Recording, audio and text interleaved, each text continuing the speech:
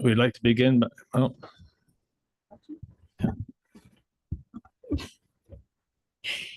let us be mindful of the needs of all our citizens and advance only those causes that will ensure peace and harmony in our community now and always.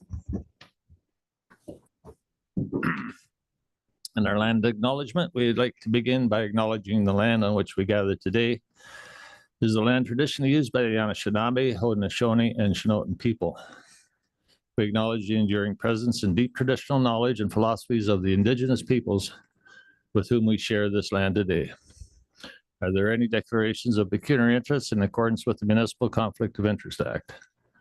Seeing none, we have no minutes, no petitions, but we do have a public meeting. So I'll need a motion now. The council meeting adjourned to hold a public meeting with respect to the township official plan. Moved by Councillor Seven, second by Councillor Wagner. All in favor, and that's carried. Would the clerk please advise the method of advertising? Notice of the public meeting was placed in the newspaper, on the township website, official plan engagement webpage, through the official plan email list, the electronic sign at the Bill Gees Recreation Complex, and on posters throughout the township. Okay. Any person who wants further notice of the passage of the township official plan should give in writing their full name and address and postal code to the clerk prior to leaving the meeting. And I would ask Joe Netherly Plannings, to bring forward the presentation. Or is Tim going to start? Yeah, no, I was just going to introduce Joe Nethery. Oh, But that's fine. Well, you may do that. Okay, Can we indulge just for 10 seconds? sure.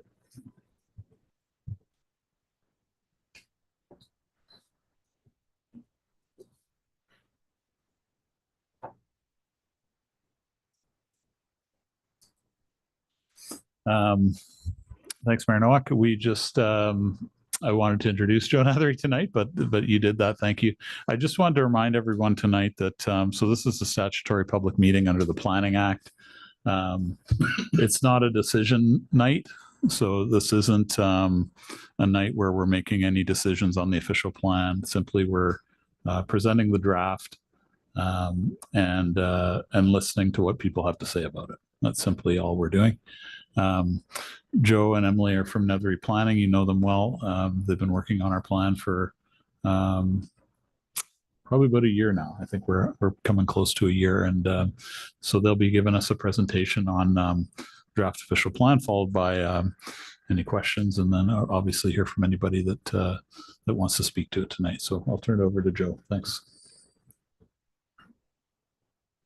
Thank you, Tim. Mayor Nowak, members of council, thank you again so much for again your continued patience and trust in us to navigate this project and bring it to a very important milestone event. One of the tiny banter items that Tim and I were just talking about was it has been about a year, hasn't it? So we've continued to move with our momentum and our progress, and we have made it to the milestone that we all first talked about last fall after our first update presentation to you all, the statutory public meeting under the Planning Act.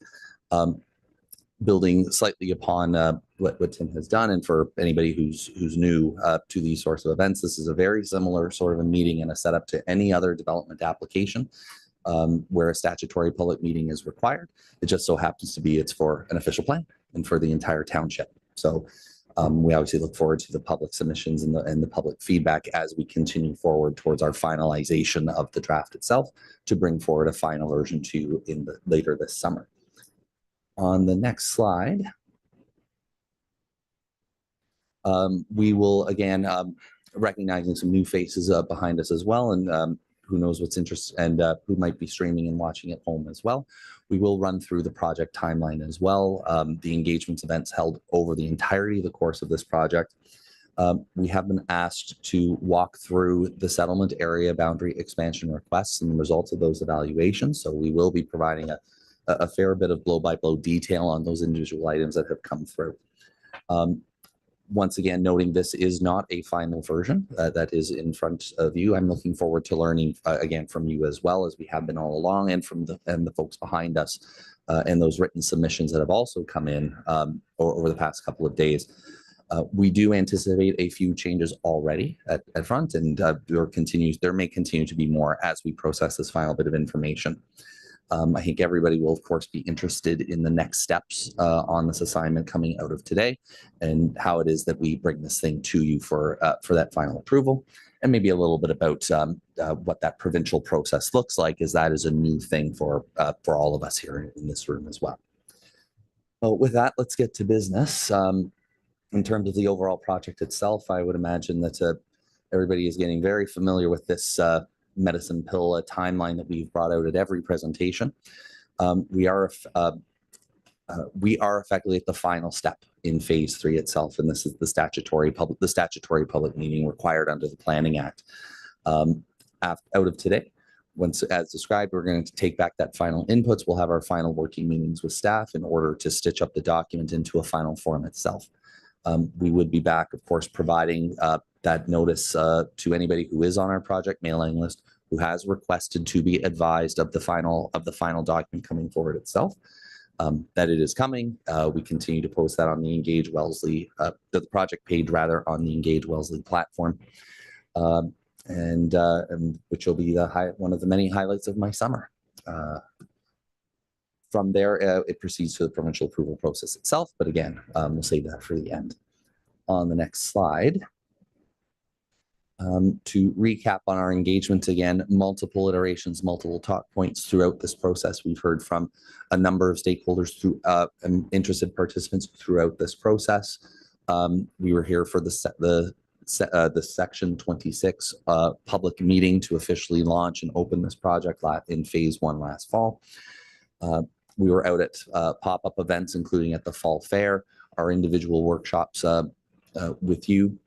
We have also undertaken conversations and engagement with Indigenous nations, noting that we will also be meeting with the Mississaugas of the Credit First Nation on this assignment tomorrow, I think. Great thing. I better make sure that's in my calendar. We did a public workshop as well with over 70 attendees at Cross Hill Mennonite Church around the corner in October, and also made ourselves available for one-on-one discussions with members of the public. And we had 2 conversations at that iteration itself. We were again back to council to kick off phase 3 with a project update itself. We've done, again, repeat workshops with you as well. Another one-on-one discussion window. A further public workshop middle of May. I think we had a dozen attendees again around the corner at Cross Hill Mennonite. Another night of mediocre weather. We had bad luck for that on the public days. The statutory public open house followed up at the end of the month, and we are here again for the statutory public meeting itself. And clearly, we have attracted a crowd, which is wonderful and a good sign for the township that people care about this assignment and the future of growth and managing change in the township itself. On the next slide, recognizing multiple things in terms of the structure of the document itself. I know council's heard this from me a few times, but in case anybody is joining us at this stage of the process, we were assigned with a number of tasks and objectives in terms of building the draft text itself. We remain committed to consolidating the necessary policies out of the regional official plan, which is a township-owned document now due to changes in the Planning Act, into a single official plan, a single land use policy document for the township itself. We are required under the Planning Act to ensure that this document is consistent with the provincial planning statement, and we are doing our best to work to the draft provincial standardized structure, the standard table of contents that is still in a draft stage, to make sure that the township is as future-proofed as possible for that upcoming Planning Act change. So you're ahead of the curve in that regard. We are, of course, doing the usual planner stuff around updating and developing new policies and updating existing policies, developing new policies regarding the full gamut of matters respecting use permissions, housing policies, planning for employment, and of course, protecting for agricultural lands and natural environmental lands as well, a theme that has come up very strongly at all points of public engagement throughout this process and from the messaging we've heard from you as well on this assignment.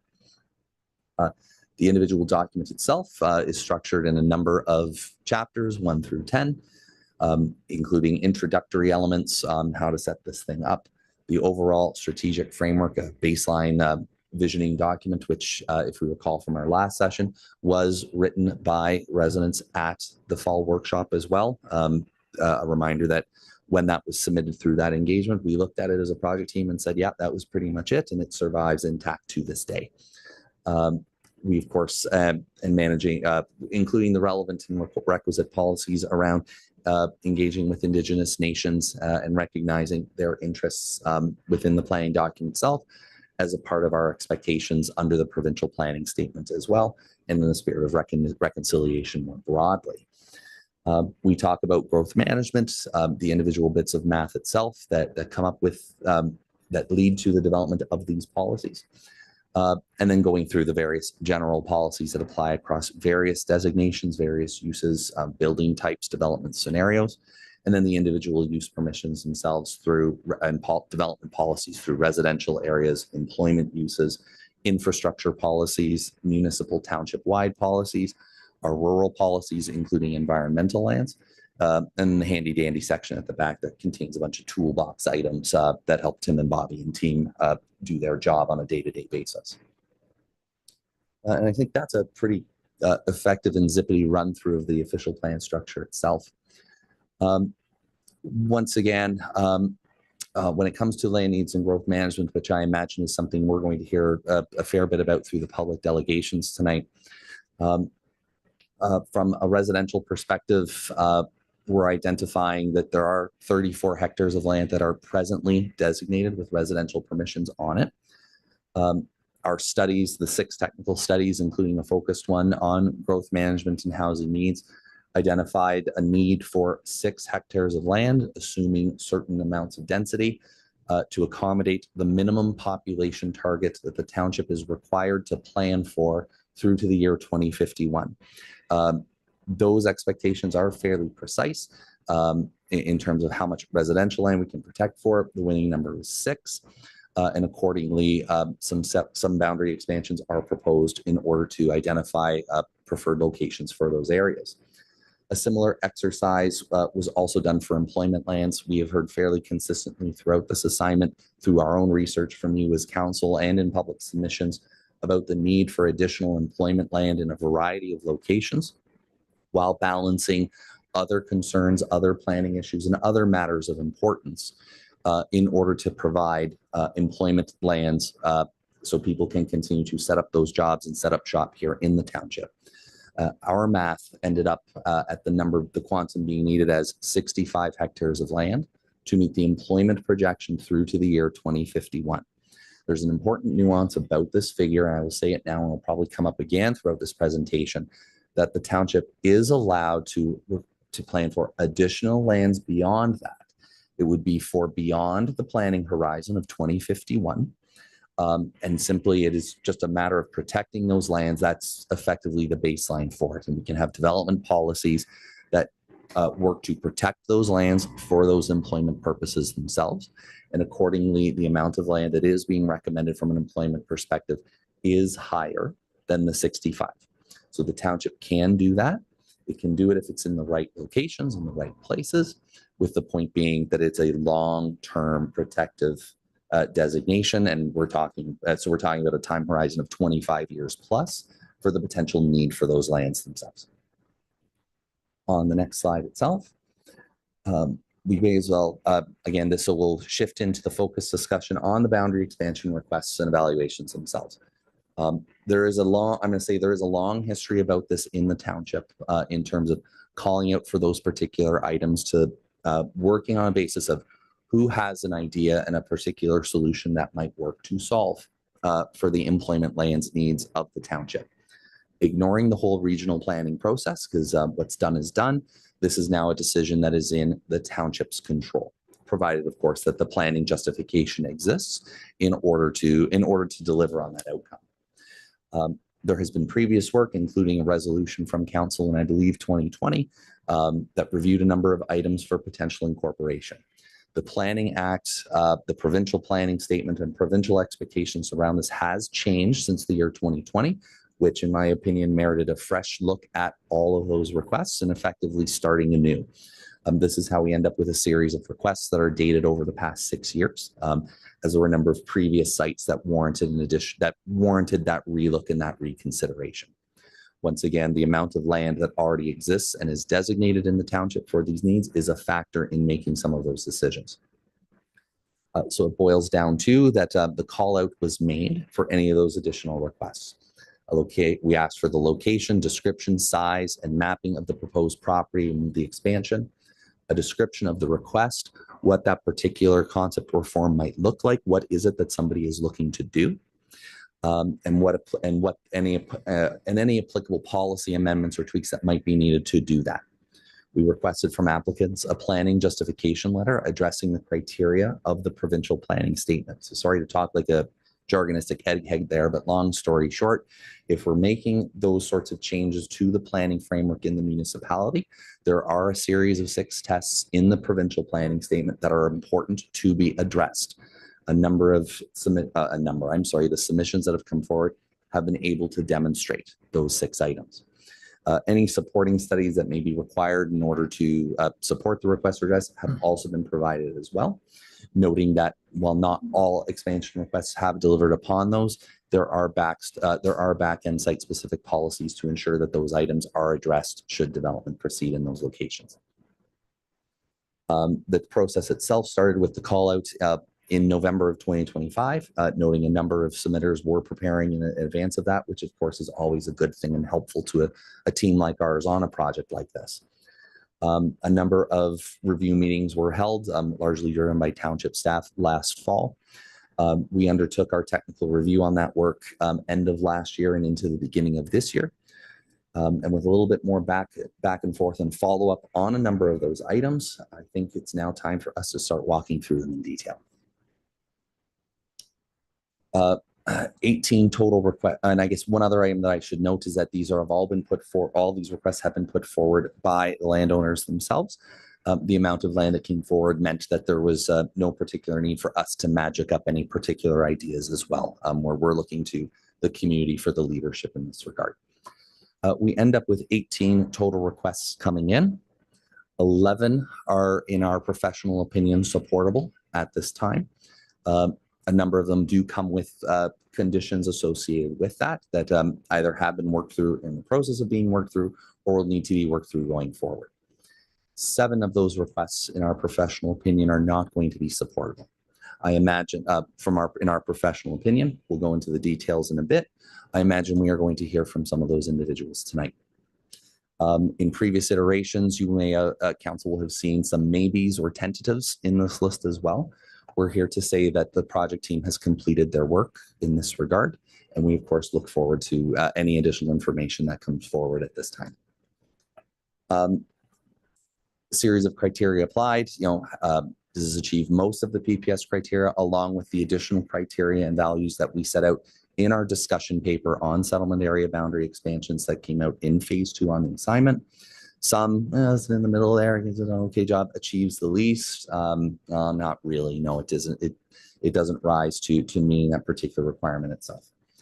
On the hardcore numbers themselves, of the 11 requests, 6 are tied to employment-related uses, 5 are tied to residential-related requests, with a caveat that a couple of those are technical in nature to support some other concepts and don't result in a net new quantum of residential land.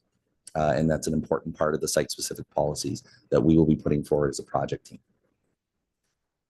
On the next slide, a quick run through of the math itself.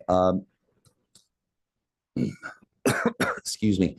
About 64 of those employment hectares are at urban level densities. I'm not talking Oakville, I'm not talking Markham, I'm talking Wellesley Village employment densities themselves. 30 of those hectares in rural locations themselves. There's also an 11.5 hectare proposal. It has the label commercial here on the label. The designation is light industrial commercial. Noting that our background paper on commercial uses has identified a need for additional commercial floor space to accommodate the planned population and employment growth in the township to 2051. So that one sort of finds itself in the middle, but under the heading of employment.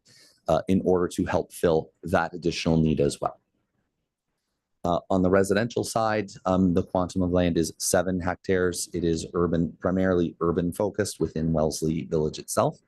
You will note the reduction of land in a rural context as well, which I think we're going to talk about in a little more detail on request number 3 when we get to that point. The map is there.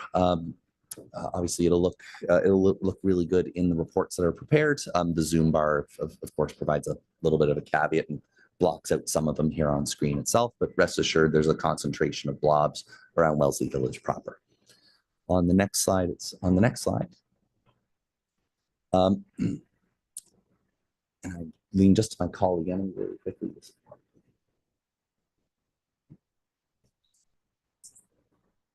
Okay. Overview. So I was going to say, I remember us having the maps. So in terms of the quick there's a quick summary of the 6 employment uses that are available there. For anybody who might be scribbling notes, we will be sure to make sure that this presentation is available online after today. Yeah, each ID got a particular number itself, and as much as there was 18 at the end of the day to consider, it's because a couple of them dropped out at the end from consideration. We are looking at a couple of smaller sites around the hamlet of Wallenstein. We are looking at, again, the 11.5 acres in the Wellesley urban area with that light industrial commercial focus itself. There is a specific site-specific 12. The request was for a new settlement area itself, the Steed and Evans Pit. I'm going to talk a little bit in detail about that when we get to that detail itself. An expansion in the Linwood settlement area, subject to some site-specific policies around servicing itself. And the big one, the 64 hectares related to the new Employment Lands Business Park on the west side of Wellesley Village itself, currently subject to a special policy related to future urban development itself. On the next slide, so in terms of the details themselves, a 0.4 hectare of land along Purgate Road. This has been requested for the expansion of an existing building on site. The information that's been received by the proponent addresses those particular criteria items that are left. It remains minor in nature, does not represent and does not constitute a significant expansion of growth in that hamlet itself. So that is included as having the relevant land is proposed to come into a settlement area and contain the relevant policies itself. The next one, number 8, is another similar half hectare expansion to the west of the settlement area itself. We must note that the MDS calculation that comes forward for this site did not meet, the act does not meet the setback from a plain read perspective from the livestock facility, the large barn to the west, pretty obvious through the emerald roof on the map itself. What we can tell you is that unlike past provincial planning policy statements themselves, the compliance with the minimum distance separation criterion is no longer a mandatory component for surviving to support inclusion. It can be a should. This is in case of a scenario where the expansion of the business is looking to use the land for outdoor storage and outside yard work. In this particular context, the livestock component already exists. The potential, whether if someone is standing in the field and it's a crop, or it's the storage, or it's a storage use itself. I'm sitting here to say, from an overall agricultural impact perspective, this is one that, in my opinion, can be supportable, as demonstrated from the conditions on site and the development concept that was proposed, which is not an expansion of the main buildings in of itself. It's to allow for the outside component to support that expansion of the business without adding the building or the habitable space to it. On the next slide, in terms of request number 11, this is a piece of land at the intersection of Queensbush Road and Hutchison Road itself. The lands are currently farmed. The 11.5 hectare proposal is recommended to come in. It is supported by a development concept for a space-intensive, larger-sized retail, and light industrial component associated with building supply. Related to this particular component itself is that there are two rural employment areas, rural settlement areas associated with this, long-term, drier, low water use industrial uses. In conjunction with this expansion, we're proposing to bring, as a project team, those areas into the urban settlement area itself. Those two do not count towards the land quantum itself. The point is that it will make them eligible for urban services and the potential expansion and redevelopment of those uses over the fullness of time. Noting, of course, that it would be the landowners who would be responsible for the servicing extension if they wish to proceed ahead of some sort of a coordinated township effort, whatever that might happen to look like. There will be some site-specific policies that are recommended associated with this as well. On the next slide, request number 12. This we're marking as supportable. I'd like to put an asterisk in terms of the support itself. The request has come in from the operators of the mineral aggregate operation, Steve and Evans. Their rehabilitation plan currently contemplates an agricultural restoration within it.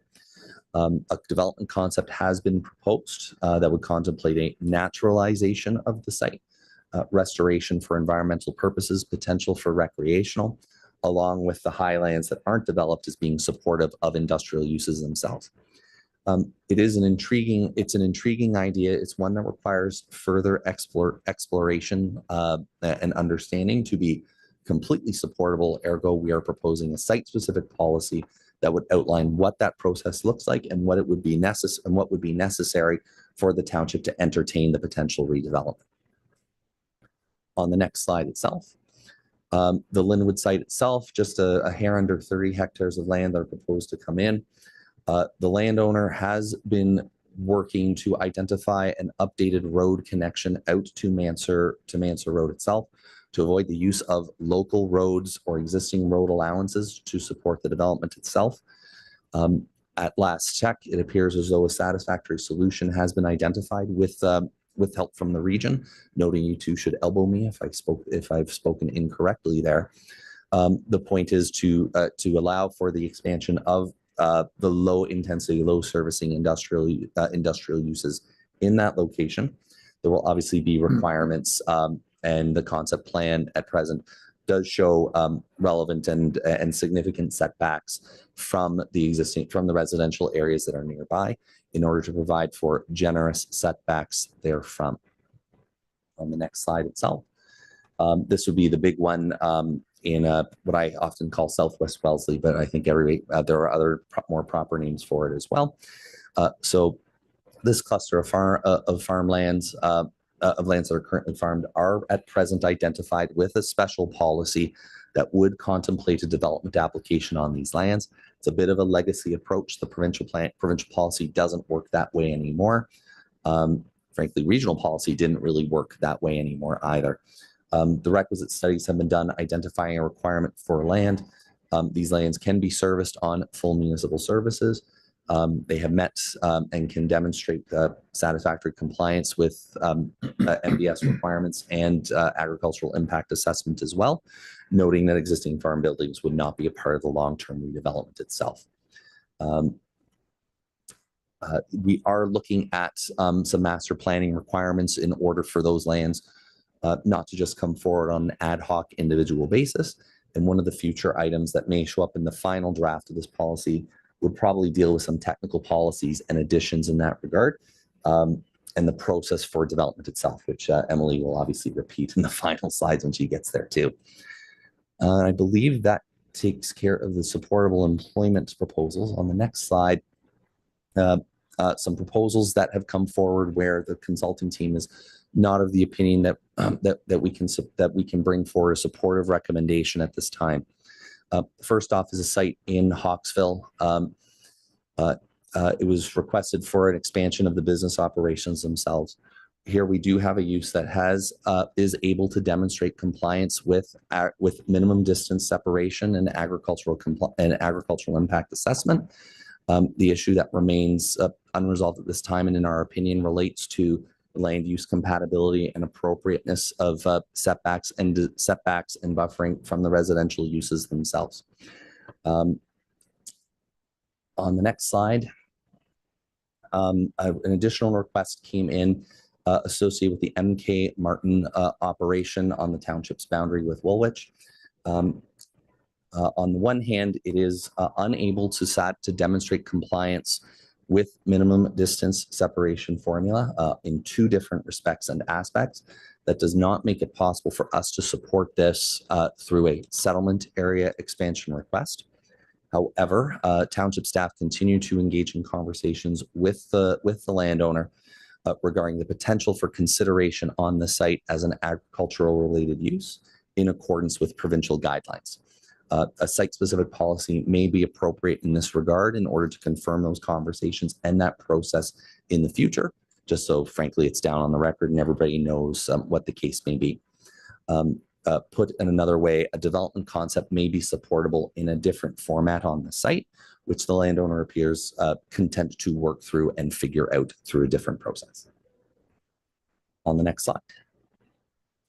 A proposal has came in from, oh, that actually geography looks pretty familiar. So this would relate to lands on the east side of the Cross Hill settlement area itself, the township office to the rear. I believe you can see it out the window, but enough comedy for one day. In terms of the side, we do have an issue with respect to minimum distance setback criteria issues. The site does have active agricultural on it and is surrounded by livestock facilities as well. We are unable to overcome those hurdles with respect to that proposal. On the next slide, I think that's enough from me. So I'll sip on this coffee and turn it over to my colleague and senior planner, Emily Stanley, to take us through the residential request. Okay, thanks, Joe.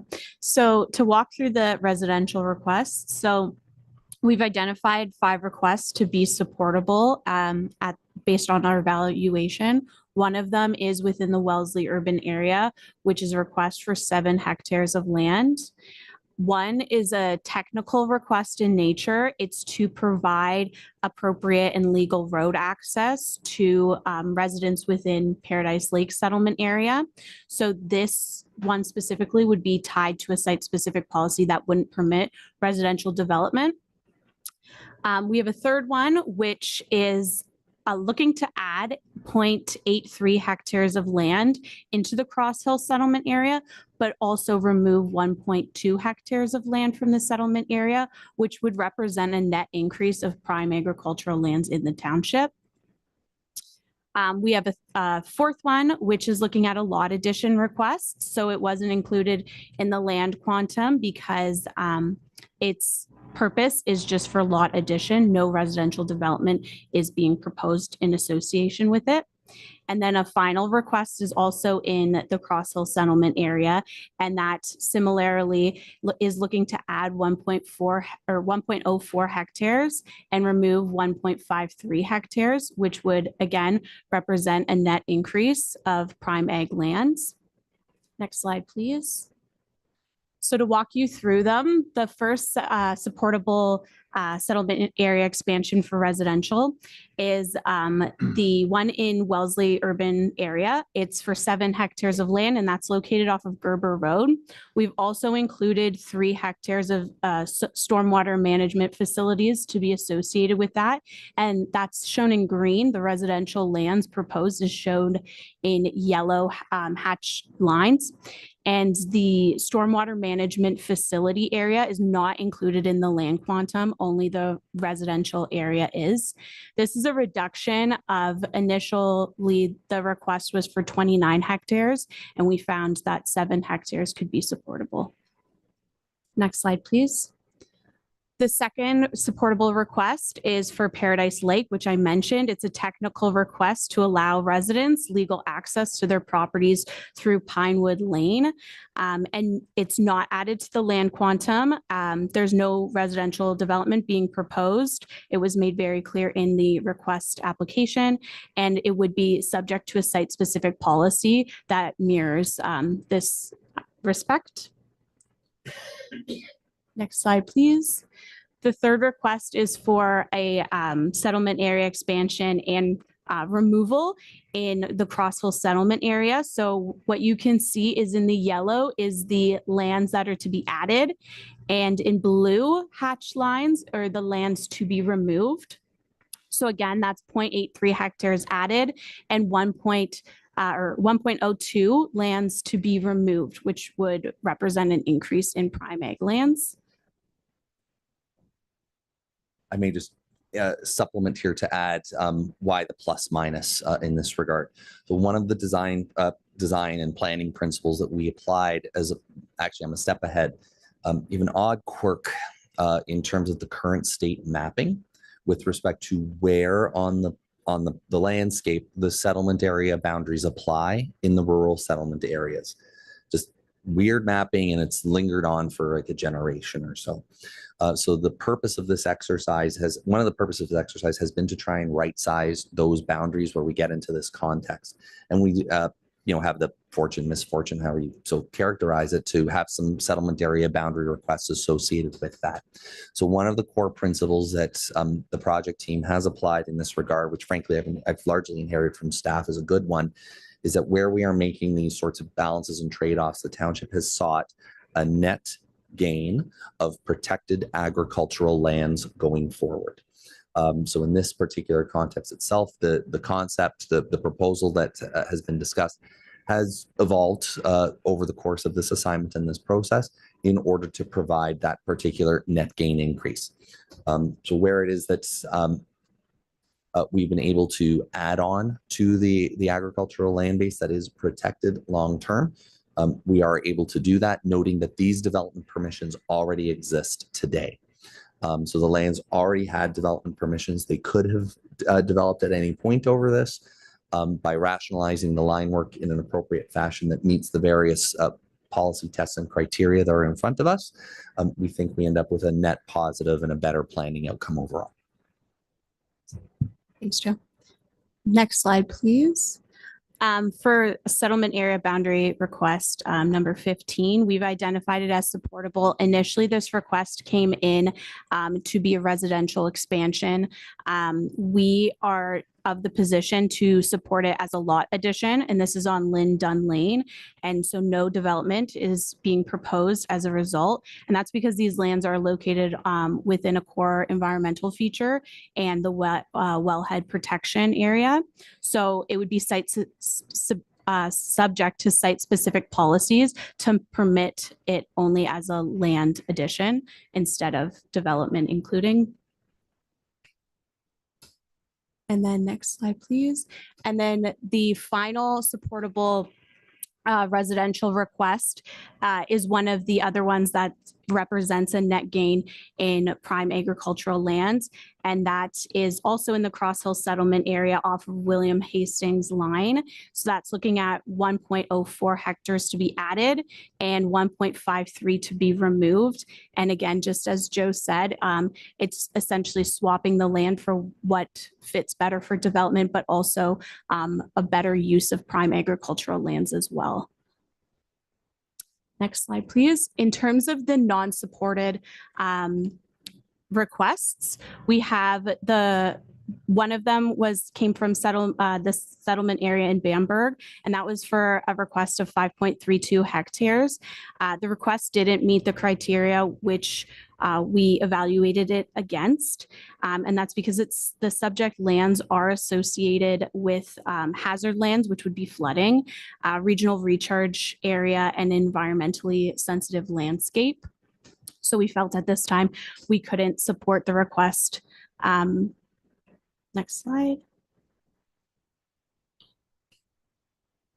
For settlement area expansion request number 10, they identified a request for 1.9 hectares to be added to the Bamberg settlement area.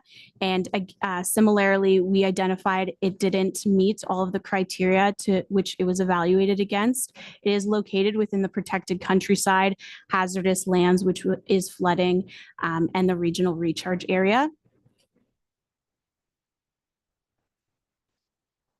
For save number 17, they identified 12.7 hectares of land to be added to the Heidelberg settlement area. We evaluated the request and found that it didn't meet all the criteria associated with it. The lands are located in the protected countryside. They have core environmental features and the source water protection wellhead sensitivity area. And save number 18, which I believe is the last one, identified 3 hectares of land, which they requested in the Cross Hill settlement area. And this one was actually associated with an employment request. So the applicant came forward with the employment request and included the yellow portion, which is the residential request, as to not essentially create an island in the settlement area or a donut hole that wouldn't be involved. So it was considered in association with that request, and we have determined that the employment request was not supportable. Okay, just to walk you through, those are all of the settlement area boundary expansion requests that we did receive. To walk you through some of the policy changes, what has changed from the current official plan to what is in front of you as a draft, and then what we are expecting to change from draft to final, in addition to any of the feedback we received tonight, which will also be incorporated in those final changes. So the current draft to the draft, or the current official plan to the draft changes, relatively speaking, are structural based. That's probably the biggest one that people will notice off the bat, and that's based on the provincial standardized structure. We've also identified policies around a built-up intensification target and the designated growth area density target. They're relatively in line with the regional official plan and represent, we took a look at what the development pipeline looks like in Wellesley, and so revised those numbers to fit that. We've added design guidelines for the pedestrian-friendly and walkable spaces, road network, and complete communities within the designated growth area and built-up area. We've obviously altered the settlement area boundary expansion criteria compared to what is in the current official plan today. We're looking to require master planning exercises for the general employment areas in the Wellesley urban area.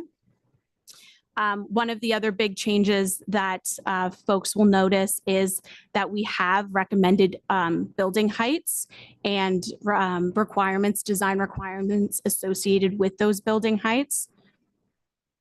And then we've recommended parkland classification hierarchy. This came at the recommendation of the Recreation Master Plan of the townships.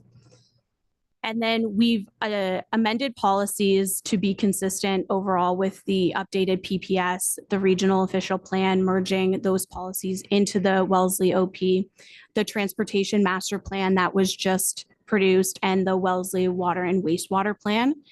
And then lastly, a big change is there's going to be more site-specific policy areas. A lot of those are related to the settlement area boundary expansions themselves, but there are some other ones as well.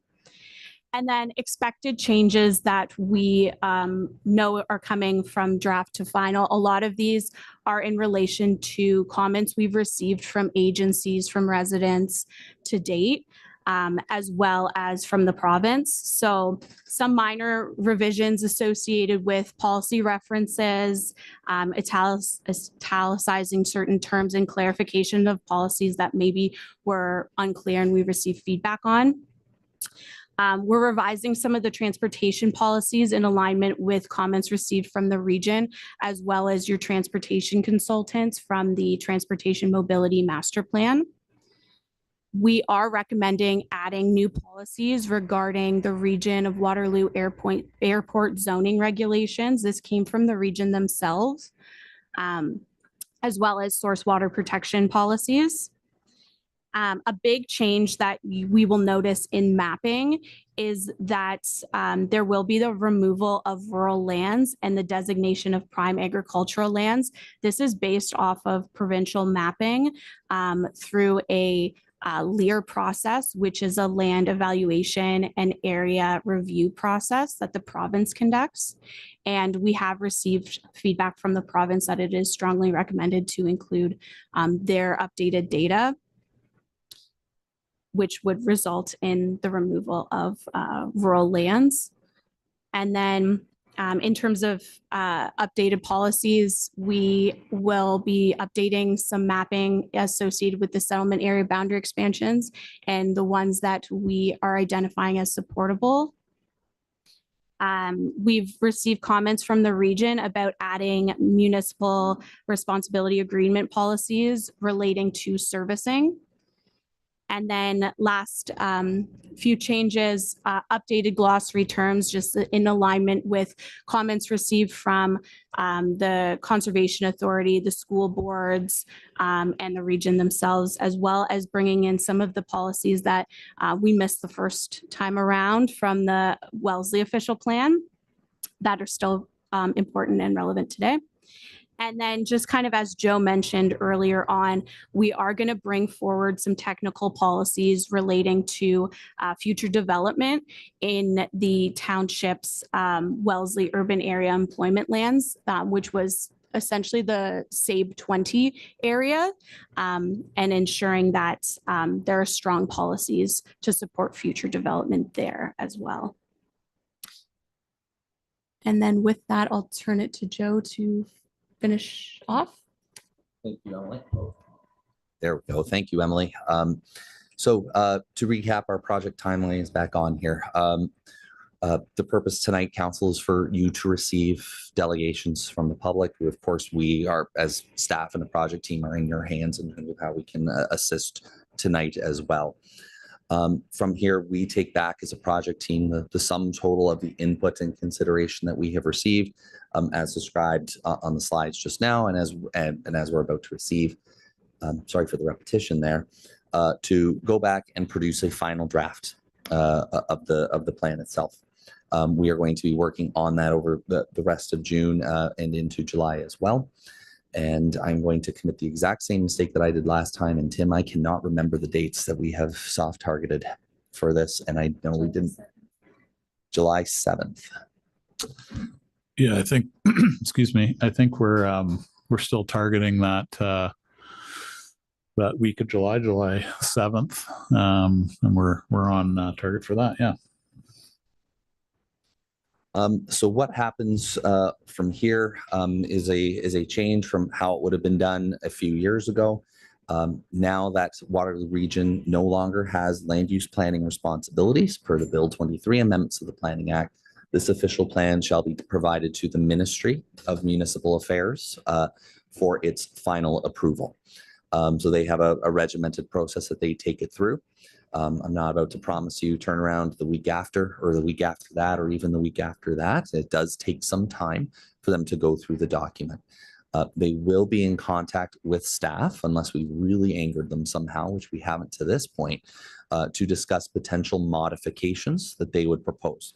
A modification is simply them looking at the text of the plan itself, assessing the relevant matter for its consistency with matters of provincial interest, as expressed through the provincial planning statement. If they don't think that our text and our text meets the mark, it is their prerogative, their power, and their sole and unfettered ability to make modifications to the official plan itself. Once that is done, they issue the notice of approval of the document, and it comes into effect at that time. Now, as noted by Emily, we do have suggested recommendations from them at this time. It's a few dozen or so. Some of them are lowercase r recommendations. Some of them are capital R recommendations. And we will obviously work through what it is that staff would like to do with those and what we would like to do with those as part of putting a final draft in front of you for your adoption. And that basically takes us through the next month on our lives as we look to wrap this project and bring it to completion. I think that takes us through the deck. So barring any final words from Tim and Bobby here, Mayor Nowak, Chair Rick, we're in your hands. So first of all, are there any questions from members of council at this point? Council's not to voice an opinion on whether they approve or support the or are opposed to the presentation. Any questions from council on this? None at this point. Okay, so we'll open it up now. Are there any persons who wish to make oral or written submissions in regard to the public meeting? If so, would they please leave their name, give their names, addresses, and postal code to the clerk. And that's for the audience. Yes. Would you come up to the podium? Is that live? My name is, excuse me. My name is Larry Massio, Masseo. You want my address? Yeah. Okay, it's 512 Fallview Place in Kitchener, Ontario. And I don't remember my postal code, so you can find it. Fine. So good evening. Mayor Nowak, members of council. My name is Larry Massio. I'm here on behalf of Dieter and Rosalind Kays regarding their lands just north of the existing Bamberg settlement boundary on Moser Young Road. You may recall that this revised settlement expansion was presented at the May 26th Committee of the Whole meeting, where we reduced the scale of the request to better fit with the community. What is before you now is a very modest, carefully considered proposal that we believe fits well within the township's planning framework. In plain terms, we're requesting a small adjustment to the Bamberg settlement boundary to add 0.9 hectares, or just over 2 acres, to accommodate 3 residential lots. And when you consider that with Mr. Nethery's presentation, there is probably very little net increase because a few of the recommended expansions actually result in a net decrease in designated land. So that's important, I think, for you to consider. This proposal is not about large-scale growth or changing the character of Bamberg. It is about creating a few small, realistic opportunities for local families, people who already live here, work here, or have ties to the community. And it allows them to stay in Wellesley Township as their needs change. Today, one of the biggest challenges facing rural communities is that young families cannot find places to build or stay, and older residents have limited options if they want to downsize but remain close to home. This type of small infill expansion helps address that gap. This request aligns with direction from the provincial policy statement and the township's own goals for managing growth. First, it is small and proportional. Bamberg currently has about 68 homes. Adding 3 more lots represents incremental growth, not expansion at scale that would change the community. Second, it is logical in the expansion of the settlement. The land is directly adjacent to the existing boundary along an existing road.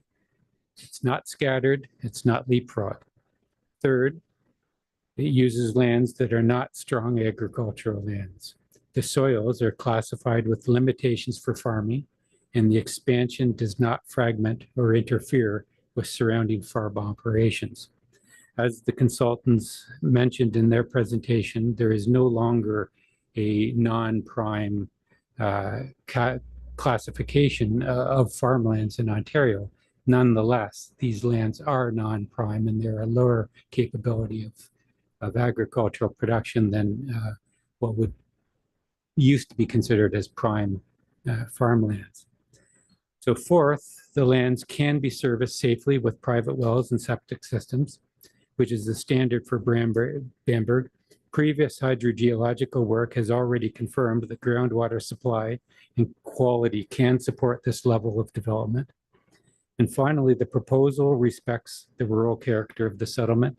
It does not require new infrastructure, roads, or urban type servicing. As you prepare the new official plan, looking forward to 2051, most growth will understandably go to Wellesley. the village of Wellesley. But it is equally important that smaller settlement areas are not left behind entirely. Places like Bamberg need to maintain a baseline level of opportunity, not growth for growth's sake, but enough to allow families to stay, to support aging in place, and to maintain vibrant and stable communities. Without these minor opportunities, we risk gradual decline rather than stability in our rural settlements. At the May 26th meeting, Council raised important points about scale and appropriateness. In response, this proposal was refined down to minimum necessary, just 3 lots. This is not speculative, it's not excessive. It is a measured, good faith response to balanced planning in the community. Through the official plan process, we are asking Council to include limited, well-located opportunities for small-scale settlement boundary adjustments in rural settlements like Bamberg, specifically to permit this modest expansion for 3 residential lots. More broadly, we ask you to ensure that the new official plan allows for carefully managed minor growth opportunities in settlement areas so that resident families can continue to grow, stay, and contribute to the township. So in closing, this proposal represents good planning, in my opinion. It's at the right scale and it's in the right location.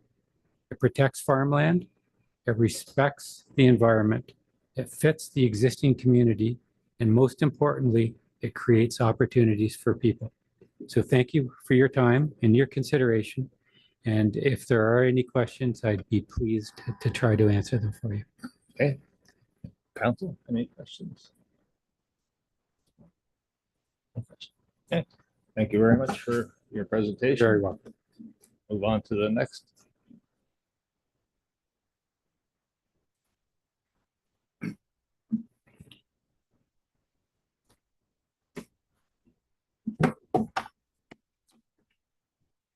Good evening. My name is Andrew Head from Dryden Smith and Head Planning Consultants, 54 Cedar Street North in Kitchener. I know my postal code. It's N2H2X1. Thanks, Larry. That was a great presentation. Appreciate it. Mr. Mayor, members of council and staff, my name is Andrew Head. I'm from Dryden Smith and Head Planning Consultants, and I'm here tonight with Kevin Bowman, the owner of Shervin Woodworks.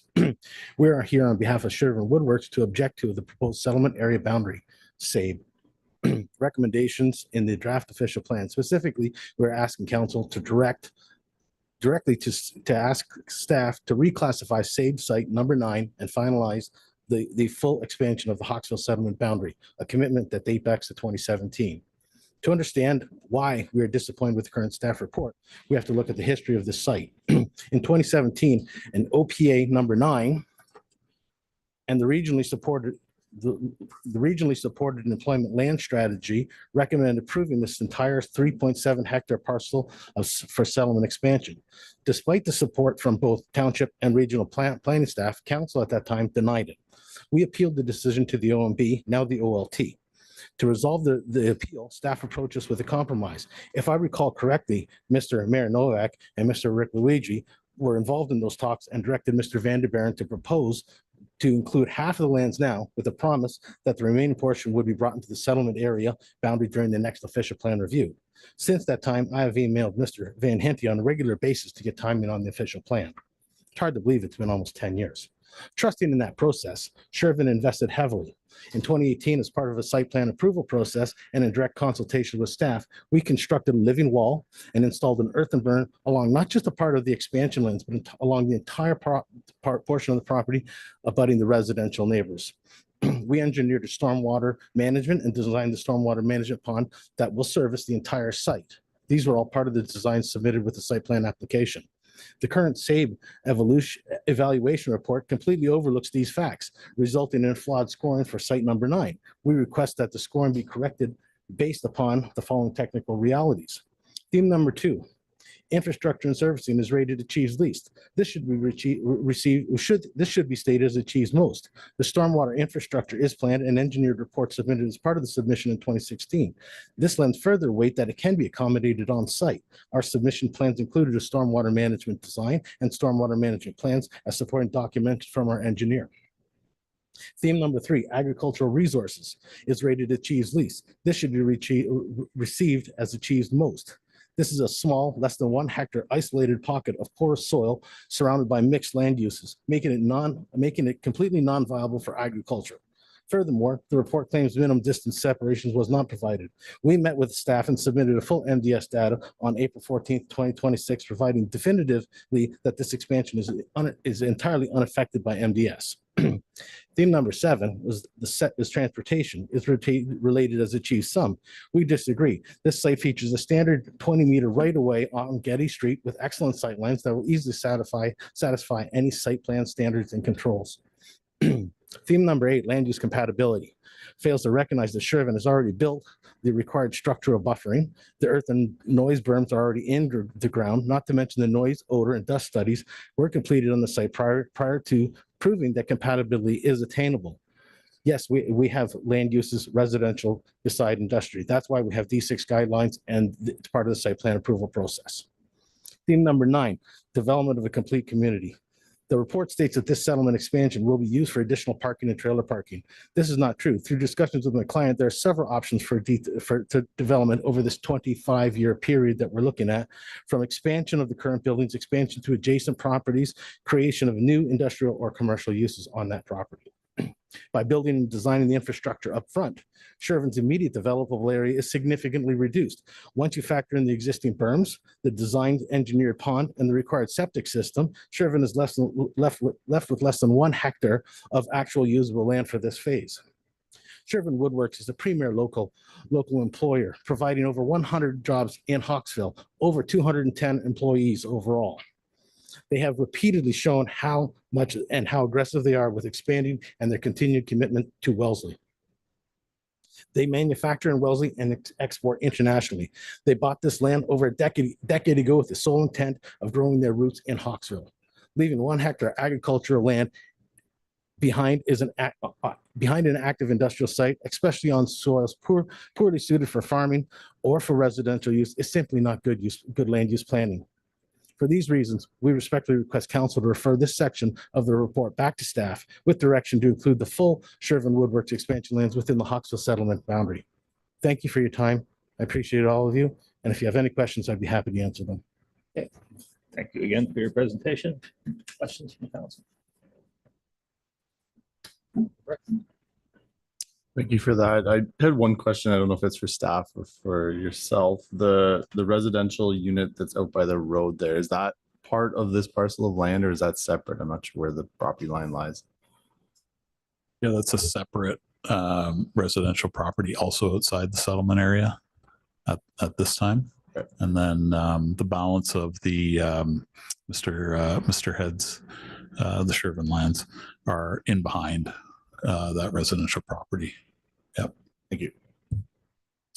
Questions? Thank you very much. Or is there anyone else that wishes to address council? Okay. So I'll need a motion now that the public meeting with respect to the township official plan adjourn and council meeting resume. Moved by Councillor Brick, second by Councillor Herget. All in favor, and that's carried. Okay. So I'll need a motion now. Council rise and go into the committee of the whole to receive reports and recommendations. Moved by Councillor Wagner, second by Councillor Seven. All in favor, and that's carried. We will move right down to planning and development. Councillor Brick. Thank you, Mayor. I need a motion that P&D 7/2026, the Township of Wellesley official plan statutory public meeting for information. The recommendation that the council of the Township of Wellesley receive this report for information. May I have a mover? Councillor Wagner, secondary Councillor Seven. Does staff have anything further on this? Thanks, Chair Brick. No, we don't have any further to add. I think it was reflected in Mr. Nethery's presentation. So yeah, nothing from us. Thanks. Any further questions? Claude? Is this my chant, Amy? Okay. Request number 10. 4161 Weimer Line in Bamberg. I'd like to see it added to the recommendation list. I think Mr. Kays has made a reasonable reduction in his request. And I will be requesting an amendment to the staff recommendation at the July 7th meeting. So you're just giving notice to that effect? That Yes. We're bringing that to the July 7th meeting. Yes.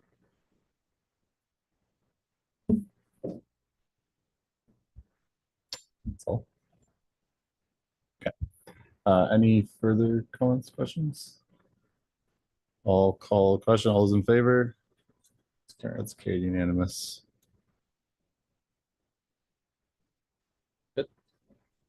A motion now that the report of the committee of the whole be adopted as set forth in the motions and actions detailed above. Moved by Councillor Wagner, second by Councillor Seven, all in favor. And that's carried.